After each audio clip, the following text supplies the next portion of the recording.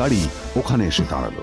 এই গাড়িটি আর অন্য কারো নয়, হোটেল প্রাইমের মালিক মিস্টার খান্নার ছিল। কি হচ্ছে কি এটা?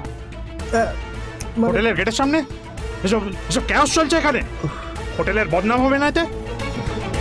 স্যার দেখুন না, এই যে ভিখিরিটা হোটেলে ঢুকতে যাচ্ছে, আমি বারণ করছি শুনছে না স্যার। Shut up! আপনি কি করতে আছেন? কে কি হচ্ছে দেখি দেখি কে?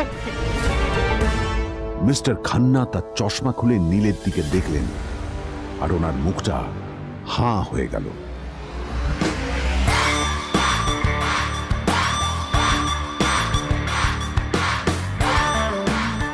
নীল স্যার, আপনি?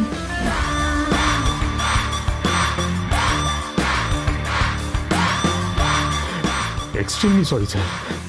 স্যার স্যার আপনি একটা ইনফর্ম করেননি কেন আমাকে? আপনি আসবেন জানলে তো আমি নিজে রিসিভ করতে আসতাম আপনাকে। ছি ছি ছি ছি ছি ছি। ঠিক আছে, আপনি ব্যস্ত হবেন না প্লিজ। জানোইনি কে? নিজের বসকে এভাবে একজন ভিখারিকে হাতে পায়ে ধরতে দেখে গার্ডটিও অবাক হয়ে গেল।